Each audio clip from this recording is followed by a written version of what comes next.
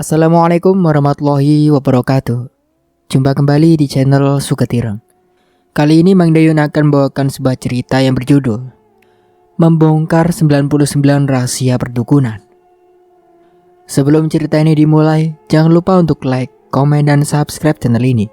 Dan juga tekan lonceng notifikasinya agar kalian semua tidak ketinggalan cerita-cerita terbaru dari kami. Tentunya tak usah berlama-lama lagi. Langsung saja kita masuk ke ceritanya. Sudah 6 dukun kudatangi, tapi sama saja. Wanita berambut pirang menghela napas kasar, nampak seakan putus asa. Sampai saat ini dia masih sehat, paling sakit sebentar, setelah itu sembuh lagi. Keluhnya kemudian. Di hadapannya, lelaki tua berpakaian serba hitam mendengar dengan seksama. Keduanya duduk bersila di atas tikar, sementara kemenyan masih tercium dari tulang aluminium yang baranya hampir padam. "Apa yang kau inginkan darinya?"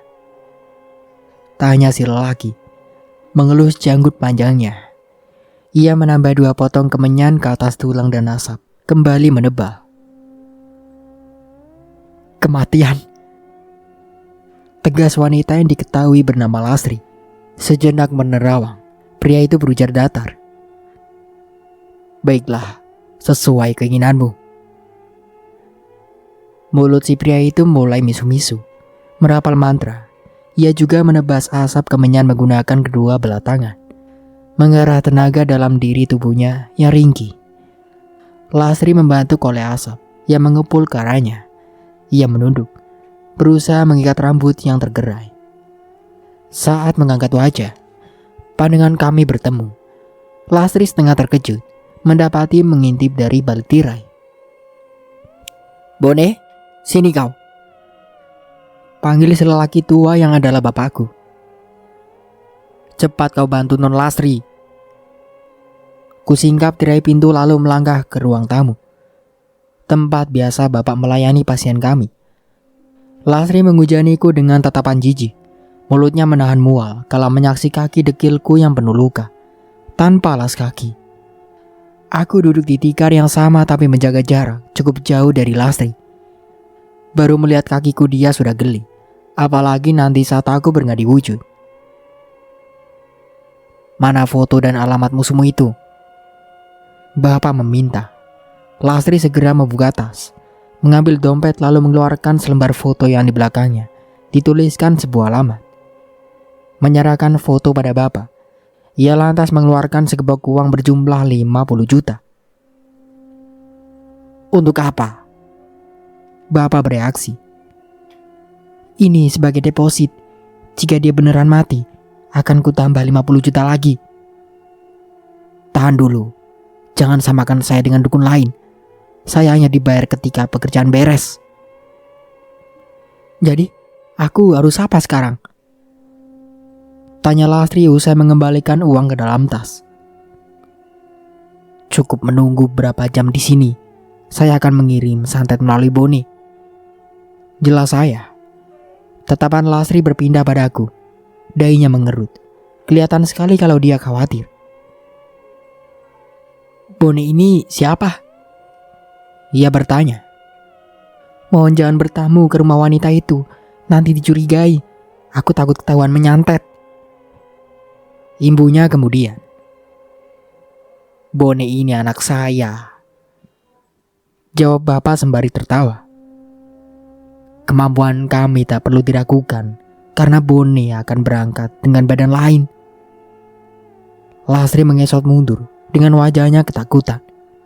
Mungkin ia berpikir bahwa Bone perdukunan kami kelewat seram. "Badan lain? Aku tak paham." Lasri berujar bingung. Belum sempat bapak menjawab, aku langsung berubah wujud di hadapan mereka, biar makin jelas seperti apa badan lain yang dimaksud. "Astaga!" Lasri berteriak ketakutan, menutup wajahnya dengan tas. Ia mengesot mundur makin jauh ke ujung tikar. Aku merayap ke tengah tikar di mana bapak meletakkan foto target. Ku dengar Lasri masih memaki ketakutan dan bapak berusaha menenangkan. mengatakan bahwa aku sama sekali tak berbahaya. Itu bohong, ucap Lastri. Kutatap foto si target dalam cetakan warna berukuran 4x6 cm. Lumayan cantik. Pantas saja Lastri iri hati dan nekat menyantet. Cepat berangkat, Bone. Bapak mengelus sisi kepalaku menggunakan telunjuknya. Hati-hatilah, luka di ekormu belum sembuh betul. Pesannya lagi. Aku memutar ke kiri lalu merayap keluar pintu. Beberapa saat kemudian, aku tiba di hutan kecil yang dilewati aliran sungai. 3 ekor ular asik mengekor di selakar pohon beringin. Mereka kabur saat melihatku. Begitu juga dengan kawanan kambing yang digiring seorang petani. Lari terbirit-birit membuat si petani terera-nera. Binatang memang tak punya nurani, namun dianugerahi kepekaan melebihi manusia. Sedangkan manusia yang punya nurani memilih bersikap macam binatang. Kepekaan itulah yang membuat mereka sadar akan keberadaanku sebagai binatang jadi-jadian. Dari hutan aku lantas menghilang, lalu tiba di alamat tujuan. Sebuah salon mewah di area toko berlantai merah bata. Salon dui fungsi, di mana lantai 1 sebagai tempat usaha dan lantai 2 dijadikan hunian. Ia memperkerjakan belasan pegawai wanita di dalamnya. Mereka tidak jelek. Kelihatan terawat sempurna dari wajah nan bening dan rambut berwarna sehat. Ada yang sibuk mewarnai rambut pelanggan, melayani fasial wajah, hingga sulam alis. Sungguh aku benci wanita pesolek. Kebanyakan wajah mereka saja yang cantik, tapi hati tidak. Menit lamanya aku mengamati dari balik pot bunga di depan salon, mencari tahu di mana letak kelemahan hingga dukun lain tak berhasil menghancurkannya. Dia duduk di balik meja kasir, sibuk menerima pembayaran dari pelanggan yang hendak pulang. Terima kasih Mbak Nanda, kuku saya jadi bagus, ujar seorang pengunjung memamerkan jemarinya. Ia berlalu pergi usai berbasa-basi sebentar. Sebelum pintu kacanya tertutup lagi, aku buru-buru menyelinap masuk, bersembunyi di bawah meja kasir tempat Nanda duduk. Nanda memang kuat. Terasa dari hawa mistis di salonnya. Di pintu masuk ia menempatkan 2 tuyul yang bertugas menarik pelanggan agar ramai. Biar tuyulnya betah, tembok dicat warna-warni dan beri pernak-pernik lucu. Di area fasial dan massage, 4 genderuwo ditugasi menggodai pelanggan, mengembuskan hawa penuh gairah, sensualitas, sehingga pelanggan menjadi kecanduan merawat diri di salon Anda. Aku merayap menuju sisi tengah salon. Makhluk besar setinggi 5 meter berjaga di situ. Berbadan kuda tapi berkepala manusia. Sejenis jin yang telah berumur ribuan tahun. Ia bertugas mengempaskan serangan gaib dari musuh Nanda. Sebagai balasan, Nanda dikawini olehnya, menghasilkan anak-anak gaib hasil perkawinan silang 2 dunia. Berkaki kuda, berkepala manusia. Mereka asik bermain, berlarian ke sana kemari. Tepal kaki mereka hampir menginjak badanku.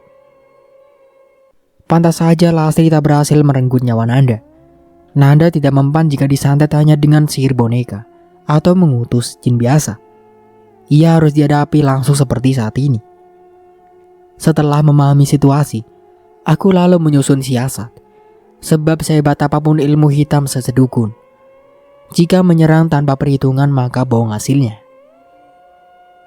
Nanda, wanita itu hanya kuat saat berada dalam ruko. Bila digiring keluar, ilmunya melemah. Aku akan mematuk kakinya.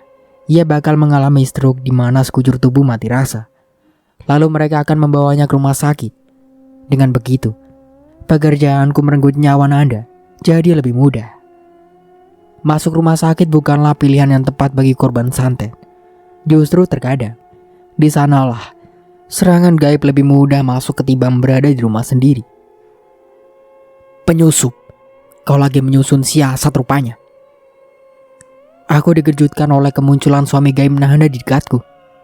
Dengan gemas, tapal kakinya disuruh-suruh ke bawah meja, berupaya menginjak badanku. Untungnya aku dengan mudah menghindar. Siapa yang mengutusmu kemari? Suaranya menggelegar. membuat Nanda menoleh heran ke arah kami. Tak menyia-nyiakan waktu, aku merayap ke bawah meja kasir, mematuk kaki Nanda sebanyak 3 kali. Wanita itu sontak berteriak. Setelahnya ia terpukul di kursi dengan badan mengejut kaku.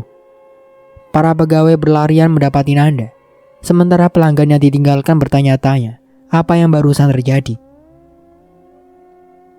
"Mbak Nanda sakit lagi," ujar pegawai yang paling dewasa. "Kaku badan Mbak Nanda, apa mungkin kena stroke?" ucap yang satunya lagi. "Nggak tahu. Mbak, tadi kenapa tiba-tiba teriak?"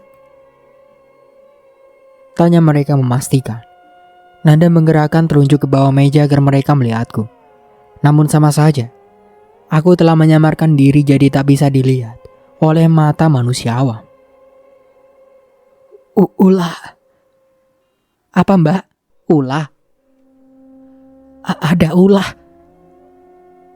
Jawab Nanda dengan mulutnya yang kini miring akibat stroke mendadak. "Maksud Mbak ular?" tanya mereka ketakutan. Lantas dengan ragu-ragu memeriksa ke bawah meja. Jantungku meronta. Bukan karena takut terciduk, tapi reaksi testosteronku meningkat. Mencapai puncak saat wanita-wanita cantik ini mengerubungiku. "Gak ada ular di sini Mbak Nanda." Tugas mereka usai memeriksa. Sementara Nanda yang tak bisa berbuat banyak, hanya menampakkan raut kesal bercampur kecewa. Beberapa pegawai memutuskan kembali melayani pelanggan. Beberapa yang lain berdebat tentang keputusan membawa Nanda ke rumah sakit. "Jenan?" Suara Nanda tertahan di kerongkongan. Rahangnya ya bengkok sulit berucap jelas. "Jenan di rumah sakit?" Ia memohon. Mereka saling berpandangan. Mereka paham maksud Nanda. Namun jika hanya berdiam di ruko, dikhawatirkan bos mereka semakin parah. "Siapkan mobil," titah pegawai yang nampak paling dewasa. Seorang mengambil kunci dari laci lalu bergegas keluar salon.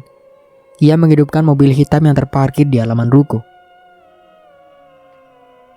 "Jangan bawa istriku ke rumah sakit," teriak suami gaib Nanda. Ia marah besar. Tak seorang pun bisa mendengarnya kecuali aku. Dengan hati-hati mereka membopong Nanda menuju mobil, lalu melaju pergi, meninggalkan jin kuda dan anak-anak kuda yang menangis terisak. Sebelum pintu menutup sempurna, aku berkesempatan merayap keluar. "Kurang ajar kau, ular sialan!"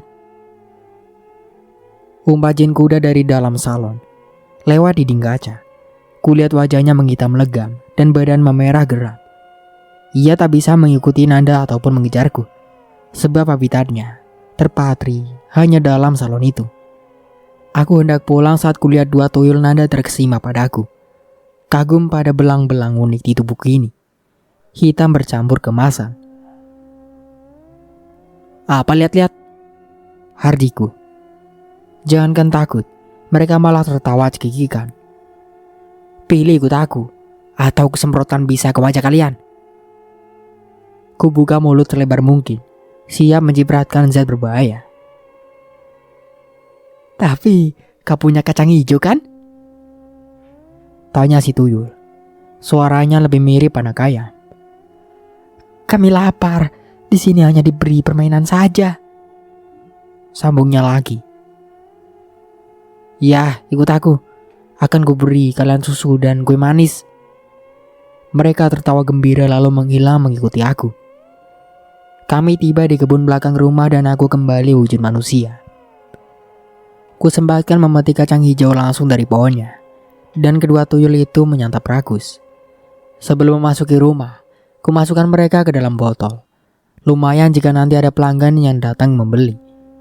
Biasanya 1 tuyul dihargai senilai 10 juta rupiah. Wanita itu sudah lumpuh dan mereka membawanya ke rumah sakit. Aku melapor pada bapak di ruang tamu. Lastri yang belum pulang bereaksi senang. Sudut bibirnya mengembangkan senyum sinis. "Tinggal 1 langkah lagi," jelas bapak pada Lastri. "Malam ini saya dan Bone akan menyerang rumah sakit. Kami pastikan besok dia meninggal. Ah, tidak sia-sia aku kesini, gumam Lastri gembira. Ya, jika besok kau dengar kabar kematiannya, segeralah kemari, bayar kewajibanmu. Bapak melirik tas berisi uang yang didekap Lastri. Tentu mbah. Pulanglah Lastri, kita tak mungkin duduk di sini sampai kiamat tiba. Bapak mengelus janggut panjangnya. Aku yang berdiri sopan, hanya menunduk saat Lastri berpamitan pulang. Lama berada di sini, badannya mengeluarkan aroma kemenyan. Aku yakin, keluarga Lastri pasti curiga kalau dia baru saja pulang dari berdukun. Sunyinya malam mencekam suasana. Di atas sana, awan hitam bergelayut rendah, mulai menjatuhkan rintik halus. Lolongan serigala sesekali terdengar dari kejauhan, membangkitkan kengerian tersendiri. Tinggal di kaki pegunungan tanpa banyak pepohonan, hembusan angin terasa begitu keras, menampar-nampar daun jendela, mengusik pendengaran. Tutup jendela itu, Bone.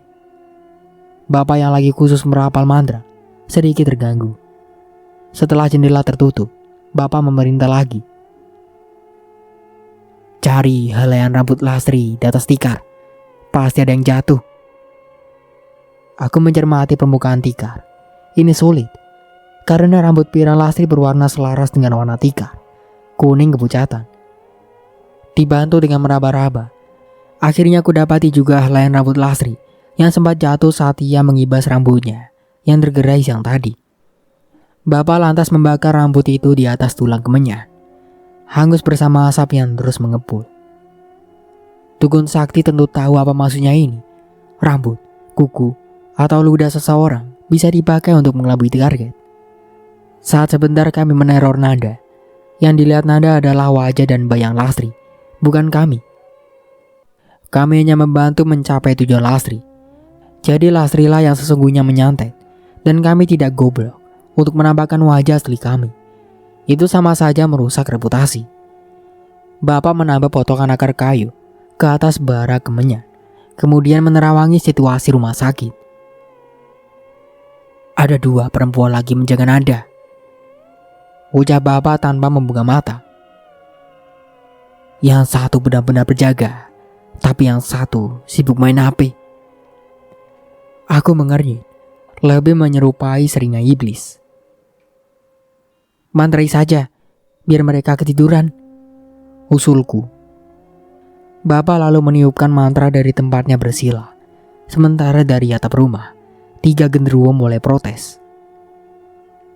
Kalian selalu sibuk membunuh, umpat mereka. Kapan kalian kawinkan kami dengan perempuan cantik? Kami bosan ditawan terus.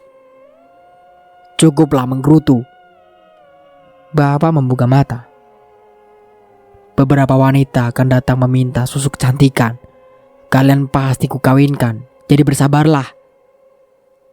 Aku tahu Bapak jengkel, namun ia berusaha mengontrol situasi agar makhluk-makhluk tawanan kami tidak memberontak. Kuntilanak merah dari pohon pisang ikutan menimpali. Lalu kapan kau kawinkan aku dengan laki perkasa? Aku bosan dengan bau kemenyanmu. Kau juga harus sabar. Tak lama lagi seorang pria muda akan datang berguru ilmu santet. Kau akan kukawinkan dengannya. Bersabarlah. Sabar. Selalu itu yang kau katakan. Kuntilanak itu terbang ke dahan pohon waru. Ayo kita berangkat, Bone. Tak usah peduli celoteh budak-budak itu, ucap Bapak emosi. Kami tiba di rumah sakit, tepatnya di depan kamar di mana Nanda dirawat. Ada pelang bertuliskan VIP room di atas pintu masuk. Bapak lebih dulu masuk ke dalam, sementara aku berjaga di depan pintu, duduk di bangku besi dekat jendela. Bagi orang awam, rumah sakit ini terlihat mewah, lantai mengkilap dan tembok putih bersih. Namun bagi kami pelaku supranatural, rumah sakit ini terlihat sangat mengerikan, apalagi di saat jam rawan begini. Mata supranaturalku menyaksikan bagaimana kekuatan jatilir mudik di lorong-lorong rumah sakit. Benda perdukunan melayang cepat, mencari keberadaan pasien yang ditargetkan. jarum, gunting, pisau hingga kuku tajam hampir menyerempet wajahku, membuktikan maraknya praktek perdukunan di kota ini. Tak semua pasien di rumah sakit ini mengalami penyakit murni. Kebanyakan adalah korban santet. Jika ku terawang, hanya sekitar 15% pasien dengan sakit yang adalah murni penyakit. Belum lagi ramah makhluk halus berseliweran memenuhi bangsal rumah sakit. Arwah penasaran yang jiwanya tak mendapat kedamaian, menangis terisak di sudut-sudut tembok. Menyedihkan. Entah masalah apa yang membebani mereka semasa hidup dulu. Kuntilanak bergelantung di kusen-kusen jendela, sibuk menyusui anak. Mereka dulunya meninggal saat bersalin di rumah sakit ini. Suster ngesot dalam tayangan film horor ternyata bukan isapan jempol. Mereka nyata di sini, masih dalam seragam perawat, hanya saja berlumuran darah, mengesot dari ujung ke ujung koridor, seakan tak kehabisan tenaga. Aku menyuga rambut yang sudah seminggu tak keramas, gerah. Jika Nanda tewas malam ini, besok aku mandi penuh untuk merayakan kemenangan. Jam kunjung sudah lewat. Anda sedang apa di sini? Tanya seorang membuyarkanku. Aku masih menunduk. Bisa kulihat sepatu pantofel hitamnya, bagai langit bumi dengan sandal jepitku. Mengangkat wajah sedikit. Kudapati pria berseragam putih dengan stetoskop menggantung di leher. Menegakkan pundak di sandaran bangku, aku menatap matanya. Anda siapa?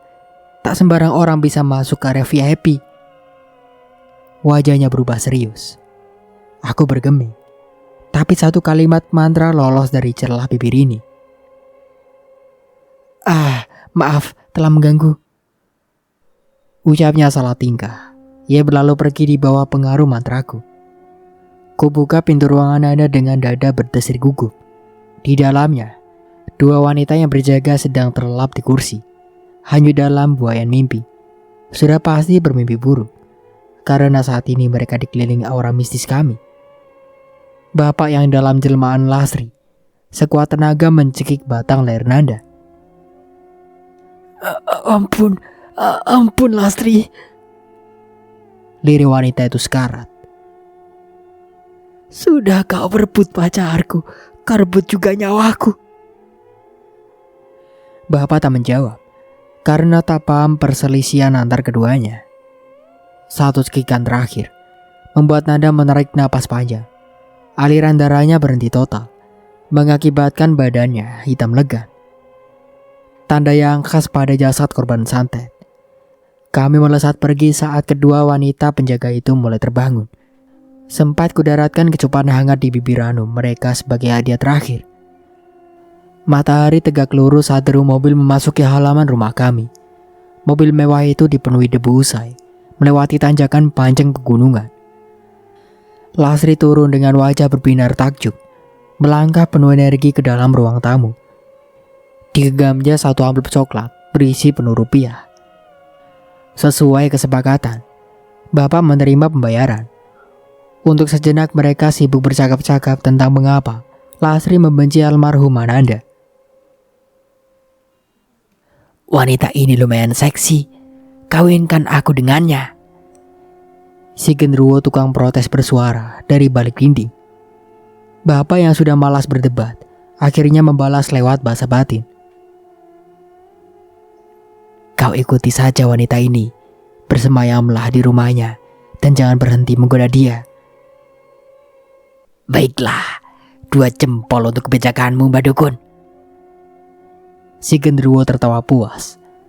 Lasri pulang dengan si genderuwo melekat di badannya, bersembunyi dalam belah kancut wanita itu. Jika nanti dia gelisah oleh sering digodai genderuwo, dia haruslah bercermin sikap bahwa di dunia ini tidak ada orang jahat yang hidupnya tenang. Terik matahari mulai membakar kulit. Di dekat sumur, aku yang baru selesai mandi kini lanjut menggosok gigi. Beberapa tuyul peliharaan yang memang tidak kubotolkan mengajak bercanda. Bone, kau cakep kalau habis mandi. Sayangnya kau jomblo. Bone, umurmu berapa sekarang? Aku yakin kau belum pernah mencium wanita. kena telak di ulu hati. Padahal baru semalam aku mengecup dua wanita sekaligus. Candaan mereka sudah akrab di telingaku, dan aku hanya mendengar bak angin lalu. Aku kemudian masuk ke kamar untuk berpakaian. Tuyul-tuyul tadi mengikutiku. Mereka berlarian di atas kasur, layaknya anak-anak. Usai berpakaian, aku mengoles luka di kaki dengan minyak ramuan khusus. Teringat kembali bagaimana aku mendapat luka ini. Seorang pria meninggalkan rumah tangganya demi menikahi wanita idaman lain. Sang istri sakit hati, lalu meminta bapak mengacaukan keharmonisan pasangan selingkuh itu. Aku diutus ke sana dalam rupa ular, berniat menaburkan roh kebencian, bertengkaran dan perpisahan, berharap pria itu kembali ke istri tuanya. Naasnya aku tak sadar kalau pria itu indigo. Dia peka saat aku menyusup masuk. Dikejarnya aku dengar senjata ekor pari, senjata yang paling ditakuti para dukun. Belum sempat menaburkan roh santet, terpaksa aku kabur duluan. Senjata itu sempat mengenai ekorku, terluka dan berdarah. Bahkan kala berganti wujud ke manusia, luka itu ada dan belum sembuh di kakiku. Asik mengoles minyak, sayupku dengar percakapan bapak dengan seseorang dari balai-balai bambu di depan rumah. Suara wanita. Ya, lagi-lagi wanita.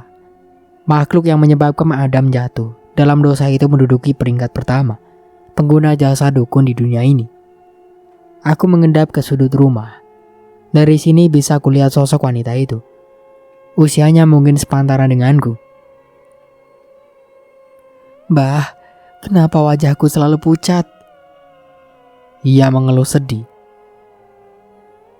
"Seperti kurang nutrisi. Padahal aku rajin minum vitamin, tidur teratur, juga pakai skincare mahal. Banyak yang mengatakan bahwa aku sama sekali tidak menarik, Mbah. Seperti mayat hidup mereka bilang." Ia menatap bapak dengan binar memohon. Bapak meneguk kopinya yang masih berkepul uap. Setelahnya, ia meminta izin untuk menilik bola mata wanita itu. "Apa kamu tinggal seatap dengan banyak orang?" tanya bapak. "Aku tinggal di kos, Mbah." Bapak mengangguk paham. "Mbah lihat ada teman kos yang mencuri aura kamu." Bagaimana bisa?" Wanita itu terduduk lesu, memainkan jemarinya di atas pangkuan. "Lain kali kamu jangan ceroboh." Bapak meneguk sisa kopi di gelas. "Kejahatan datang bukan karena niat, tapi adanya kesempatan." "Maksud Mbah?" "Jangan keramas di depan kamar. Jangan potong kuku di kamar teman. Jangan pula meludah sembarangan. Hajat-hajat yang tak kau anggap itulah yang justru dimanfaatkan orang lain untuk menyedot auramu. Dia semakin bersinar sedangkan kau makin redup." Ayah menjelaskan. "Apa yang harus aku lakukan, Mbah?" tanyanya polos. "Lah, kau kesini maunya apa?" Bapak balik bertanya. Wanita itu serasa kena mental. Ia jadi ragu-ragu menjawab. Aku segera muncul, membawakan teh untuk mencairkan suasana mereka. "Diminum tehnya, Mbak?" Kusimpan cangkir teh di samping wanita itu. Ia tersenyum lalu berucap terima kasih. Senyumnya hambar, sama hambarnya dengan teh tanpa gula yang kusajikan. Aku berlalu ke belakang. Ku dengar bapak memberinya saran. "Kau pakai saja susuk. Selain bisa menarik aura kembali, vibrasimu mampu menyedot kesuksesan dalam karirmu. Kau tidak hanya akan cantik, tapi juga sukses besar." Senyum hambar itu mereka lagi. "Bagaimana caranya, Mbah?" Kali ini nadanya berenergi. "Melalui ritual mandi di danau jam 1 malam. Jawab bapak datar. "Hanya akan berhasil bila kau yakin sepenuh jiwa. Jika masih ragu mending gak usah." Wanita itu termenung beberapa saat, menimbang-nimbang entah apa yang ia timbang. Dari sudut rumah, aku masih mengamati, berharap wanita itu mengurungkan niatnya. "Bone, Kau itu kenapa suka sekali mengintip, ah? Dua genderuwo yang tersisa menghampiriku. Apa kau malu dengan wajah pas-pasanmu itu? Mereka mengagak geli. Setidaknya wajahku tidak berbulu seperti kalian, gumamku santai. Dua genderuwo itu pun menghilang pergi dengan dada memanas. Bagaimana? Kau setuju? Bapak membuka suara. Saya tak punya banyak waktu saat ini. Setuju, Mbah. Saya setuju. Jawab wanita itu tegas. Baiklah, kau datang saja lusa malam ke sini. Kita akan bersama-sama menuju danau. Ingat, jangan mengenakan pakaian dalam saat kau berangkat. Cukup pakaian luar saja. Si wanita cukup kaget, tapi tetap mengiyakan. Iya, Mbah, akan saya ikuti petunjuknya. Siang ini, aku dan Bapak menuju danau. Letaknya lumayan jauh di sebelah gunung. Kami melewati hutan dan menerobos semak belukar. Bapak kadang salah arah, tapi aku hafal betul. Bagaimanapun, disinilah pertama kali Bapak menemukanku dalam kondisi menyedihkan. 1 jam mengarungi trekking yang penuh adrenalin. Akhirnya tiba juga di danau. Awalnya, danau ini digunakan oleh masyarakat sekitar pegunungan untuk mencuci pakaian atau sekedar memancing ikan. Setelah peristiwa tenggelamnya gadis-gadis perawan, sekarang jadi sepi, dianggap keramat. Mengetahui adanya kekuatan besar di balik danau ini, Bapak memutuskan untuk datang bertapa, memohon wangsit pada jin penunggu danau. Bapak mendapat lebih dari apa yang diharapkan. Jin itu memberi macam-macam ilmu, khususnya ilmu putih. Namun sama saja, syarat yang dilalui tidaklah gampang. Ada pepatah mengatakan, baik belum tentu benar. Ilmu putih bertujuan baik, tapi mesti menempuh proses yang tidak benar. Kau harus mengorbankan banyak hal untuk mencapainya, menghindari banyak pantangan, mengharuskan ritual khusus, hingga menuntut tumbal nyawa. Aku masuk ke danau, perlahan membersihkan dedaunan kering yang menutup permukaan air. Setelah bersih, giliran Bapak yang menebar kembang 7 rupa. Kuletakkan sesajen berupa 1 sisir pisang, sirsak, dan nasi berbungkus daun di pinggir danau. Bapak kemudian membakar dupa ke arah matahari tenggelam. Ia duduk bersemedi di situ hingga malam tiba. Persiapan sudah beres dan aku pun pulang sendirian ke rumah. Tinggal menanti kedatangan si wanita yang menginginkan susu kecantikan. Tepat jam 12 malam, wanita itu benar-benar datang. Aku jadi kikuk berbicara dengannya yang tak memakai pakaian dalam. Tentu jelas sekali tonjolan gunung kembar dari balik kaos putih itu. Berguncang naik turun saat ia menggerakkan badan. Bone, hidup tak melulu tentang pergunungan. Terdengar lagi nyinyiran genderuwo dari atap rumah. Makhluk kurang hiburan itu sungguh menjengkelkan. Selalu saja nimbrung saat ada wanita datang. Sengsara kau, Bone. Kau hanya bisa memandang, tapi jin danaulah yang berhak menjamahnya. Ia tertawa geli diikuti tawa genderuwo lainnya. Wanita itu mengusap tengkuk yang merinding, melirik ke atap rumah seolah merasakan sesuatu. Oh iya, Mbak, aku disuruh Bapak menjelaskan tahapan ritual. Ku coba mengalihkan perhatiannya. Dia memperbaiki posisi duduk lalu menatapku serius. Mbak bakal mandi dalam danau yang sudah ditaburi kembang 7 rupa. Tidak perlu membuka pakaian. Tapi harus menyelam sebanyak 3 kali. Jangan kaget, Mbak, saat jin danau menjamah tubuh Mbak. Sebisanya tidak berteriak atau membuka mata. Tetaplah berendam dalam danau. Hanya itu saja? Wanita itu memotong bicaraku. Masih beberapa lagi, Mbak. Air mukanya berubah gelisah. Aku tahu wanita ini belum siap dan hanya memaksakan diri. Gak usah takut, Mbak. Nanti ada aku dan Bapak yang berjaga. Oke, baiklah. Ada lagi, Bang? Puncak ritualnya, Bapak akan memasukkan selai bulu di jidat Anda. Apa setelah itu aku langsung cantik berseri? Belum, Mbak. Butuh sekitar 1 minggu perubahan terjadi. Mbak akan terlihat menarik dan rezeki lebih mengalir. Senyum pun mengembang di wajahnya yang pucat. Bone, beritahu kewajiban wanita itu setelah disusuk.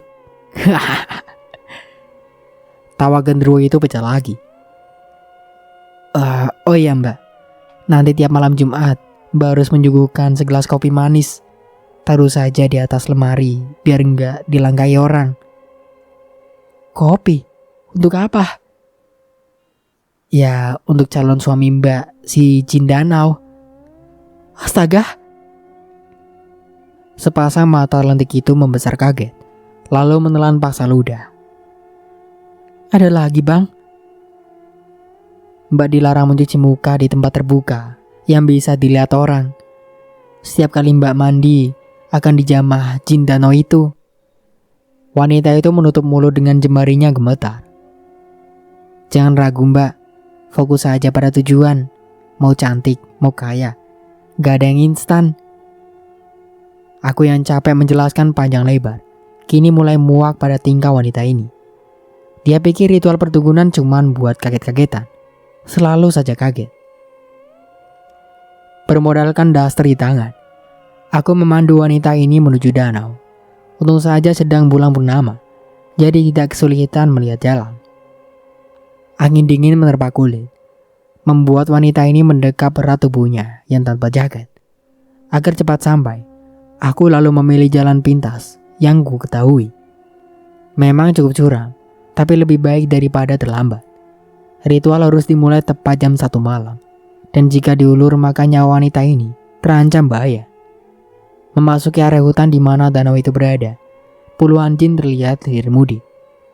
Berpasang-pasang mata mengintai dari dahan pepohonan, merah menyala, penuh nafsu. Nadia, aku cinta padamu, seru salah satu jin. Aku yang bersama si wanita, bahkan baru detik ini tahu namanya.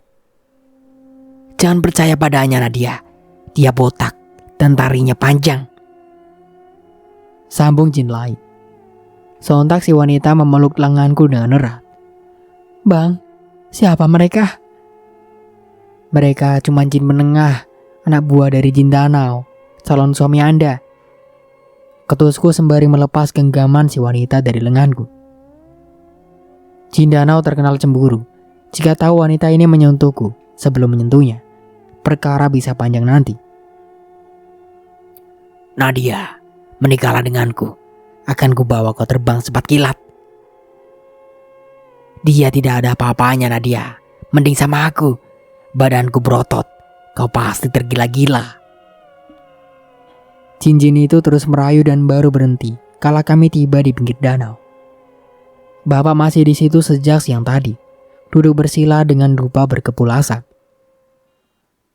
Sudah kau jelaskan padanya, Bone? Tanya bapak yang menyadari kedibahan kami. Aku pun mengiyakan. Bapak membuka mata, memandang wanita ini, kemudian berucap pelan. Masuklah ke danau, ritual akan dimulai. Nadia berjongkok, melepas sepatu sneaker dari kakinya, lalu melangkah memasuki air. Sementara aku menyorotkan cahaya senter ke tengah danau, agar Nadia melihat dengan jelas. Baru 3 langkah ke dalam danau, Nadia sepertinya menginjak batuan licin. Ia goyah lantas tergelincir. Ah, sial, kambing. Pekiknya kaget lalu tercebur ke dalam danau. Nadia. Untuk pertama kali aku memanggil namanya. Entah mengapa perasaanku sangat khawatir. Meh. Jawab Nadia yang muncul di permukaan danau.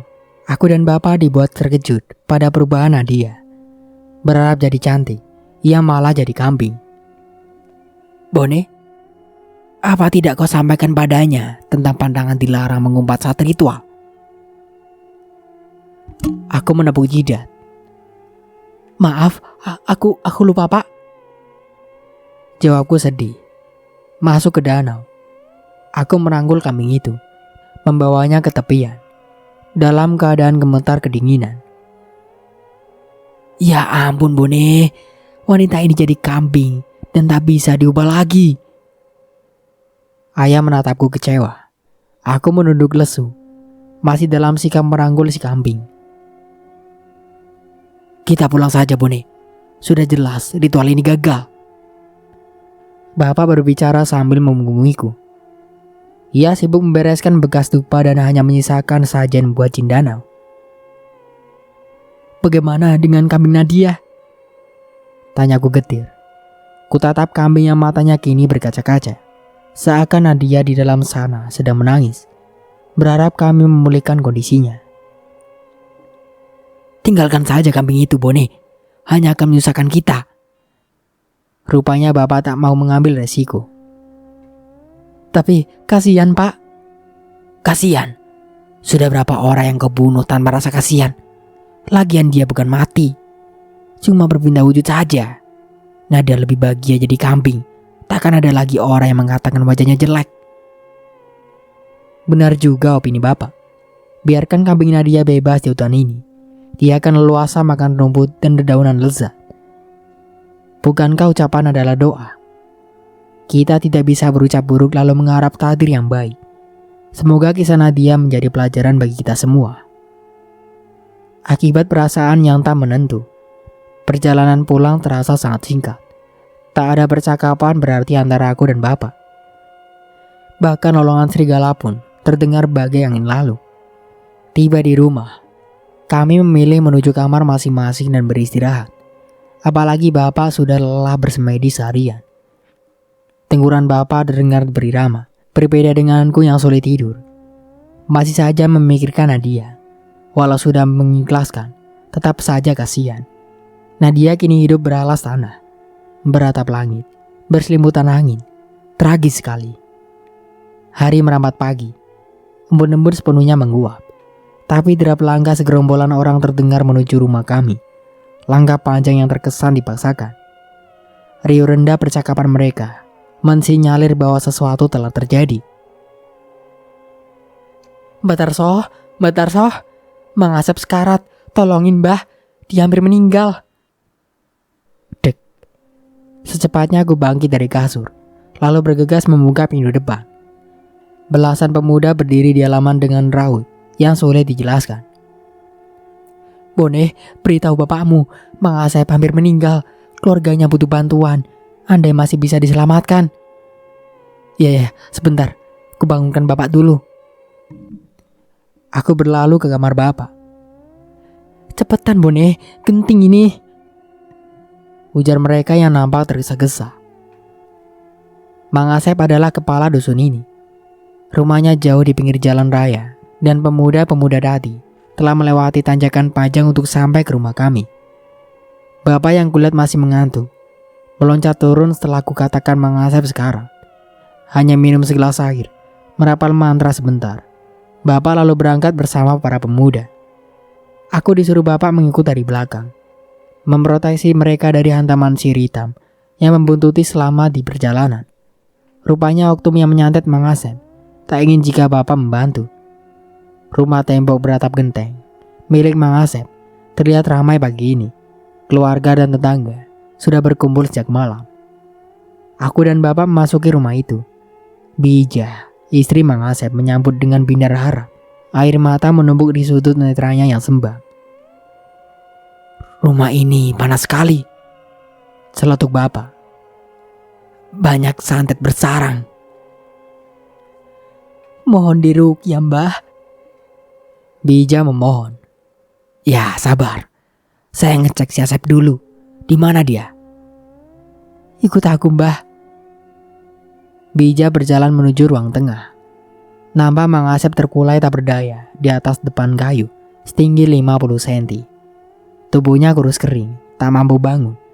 Masih bisa bersuara tapi ngawur. Tatapan kosong. Sepertinya Mang Asep hilang akal. Menurut Bija, Mang Asep akan panas tinggi kala malam tiba. Lalu siangnya menggigil demam. Hanya berbaring tapi napas Mang Asep tersengal-sengal. Seakan tengah berjuang agar napasnya tidak putus. Banyak dukun sudah turun tangan. Bukannya membaik malah makin parah. Bapak meminta Bija membubarkan tetangganya melawat. menyisakan keluarga ini agar menyaksi bagaimana sebentar Mang Asep dipulihkan. Pertama, Bapak menarik paksa ular gaib yang melilit leher Mang Asep. Setelah napasnya berangsur normal, Bapak memberi air mantra dan diminum Mang Asep. Suaranya pulih, ia sempat mengucap terima kasih. Setelah itu berteriak kesakitan diikuti badan yang merontak. "Suami saya kenapa, Mbah?" Bi Ija yang panik, berniat memeluk Mang Asep. "Jangan kau sentuh dulu, Ija. Air sedang bereaksi membunuh racun dalam tubuh Asep. Dia akan bangun setelahnya." Bi Ija munggut-munggut menuruti. Sementara Bapak memberi kode agar aku meruqyah rumah ini. Ruqyah adalah pertukuran yang bertujuan menyapu bersih semua kiriman mistis. Tidak menunggu waktu lama, ditemani keluarga Mang Asep, aku mulai bergerilya. Di halaman rumah, kudapati benda pertukunan ditanam tak dalam dari permukaan tanah. Jarum dibungkus kain merah, sejenis sirapi yang jika dipijat, maka dalam kurun waktu tertentu mengakibatkan kaki lumpuh total. Ada juga potongan tulang dililiti gumpalan rambut, masih segar, mungkin baru ditanam. Sejenis santet menghisap darah yang dilakukan oleh jin suruhan. Tubuh target akan mengurus hari demi hari. Aku melangkah menuju taman kecil yang ditumbuhi aneka bunga. Ada 3 telur busuk disisip di balik rumput hias. "Kak, aku yang ngerawat taman tapi gak pernah nemu telur itu," ujar anak lelaki sulung Mang Asep. "Telur ini gak bisa dilihat oleh mata biasa," jawabku masih sibuk menilik telur itu. Cangkang telur mendadak pecah ketika kutumbangkan tangan ke atasnya. Bau busuk menguar tajam. "Santet apaan tuh, Kak?" tanya adik perempuan Mang Asep. "Mereka ingin berusaha, kalian gagal layaknya telur busuk. Kalau kalian nemu kiriman santet, artinya kalian aman. Yang bahaya jika ada kiriman, tapi gak bisa melihatnya, seperti benda-benda ini." Aku menunjuk benda-benda santet yang terkumpul di tengah halaman. Makin lama bersarang, ya makin bahaya. Keluarga Mang Asep nampak suka dijelaskan. Mereka terpaku kalau aku menarik rentetan benda kiriman. Tidak sekali mereka bertanya tentang bagaimana aku bisa sehebat ini, bisa melihat yang tak mereka lihat. Mereka memang haus penjelasan, tapi kau juga harus meruqyah isi rumahku. Mang Asep berdiri di depan pintu, tersenyum hangat pada kami. Di belakangnya ada Bapak dan Bija yang ikut tertawa. "Bapakmu makin sakti, Bone," ujar Mang Asep. "Lihat, aku sudah sembuh." Ia memamerkan badannya. Anak-anak Mang Asep berhamburan memeluk ayah mereka, nampak bersukacita penuh. Kucium punggung tangan Mang Asep. Bisa kurasakan badannya telah bebas dari santet. Aliran darah yang sempat tersendat kini melancar sempurna. Aksi berikutnya, aku meruqyah seisi rumah. Kutemukan sesosok kuntilanak begitu nyaman menempati ruang tamu. Ia senang jika ada tamu pria berkunjung. Sebaliknya, marah jika ada wanita mondar-mandir. Ia dikirim guna mengacaukan keluarga Mang Asep, membuat emosi mereka sulit dikontrol. Cemburu terlebih dan tersinggung tanpa sebab. Kuntilanak itu kuikat. Rencana akan kubawa pulang. Kundi merah si betina bawel pasti senang mendapat teman baru. Di sudut-sudut ruangan, kutemukan kertas mantra berbahasa Jawa kuno. Setiap si penyantet membacanya dari jauh, maka Mang Asep jatuh sakit. Di gudang, 3 ekor tikus jadi-jadian ditempatkan guna merusak stok hasil panen. Padi dan jagung selalu habis dibabat. Tikus-tikus itu kusiksa dulu, lalu kukembalikan ke pengirimnya dan berpesan agar berhenti mengganggu keluarga Mang Asep. Dapur menjadi bagian terakhir yang kubereskan. Terdapat 4 gentong air bersih untuk keperluan memasak. Kusuruh mereka membuka penutupnya serta melihat ke dasar gentong.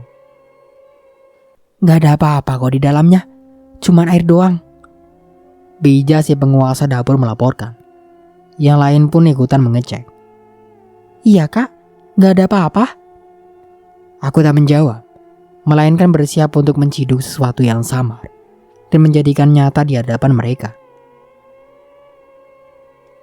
Cedok semua airnya, buang, dan jangan dipakai lagi. Mereka menuruti, menguras isi gentong hingga kering. Sekarang lihatlah, apa ada sesuatu di dalamnya? Tanyaku yang tak sabar menanti ekspresi mereka. Astagfirullah. Bu Ija mengusap dada. Tak menyangka ada saja botol di dasar gentong. Botol Coca-Cola berbahan kaca, berisi akar kayu dan cairan mantra. Cairan itu memerah pekat akibat bersimbiosis dengan akar kayu. Jangan disentuh, biar aku saja. Pintaku kemudian menarik botol itu keluar dari gentongan. Pengirimnya gak pernah masuk ke dapur ini. Ini dikirim lewat bantuan jin. Keluarga Mang Asep terperangah mendengar tuturanku. Nah, sudah beres rukyahnya. Semua akan kita bakar di halaman. Aku mengajak mereka kembali ke halaman rumah. Untuk sementara aku cukupkan dulu ceritanya sampai di sini. Sampai jumpa lagi di part berikutnya. Saya Mang Dayun pamit undur diri. Kurang lebihnya mohon maaf. Wassalamualaikum warahmatullahi wabarakatuh.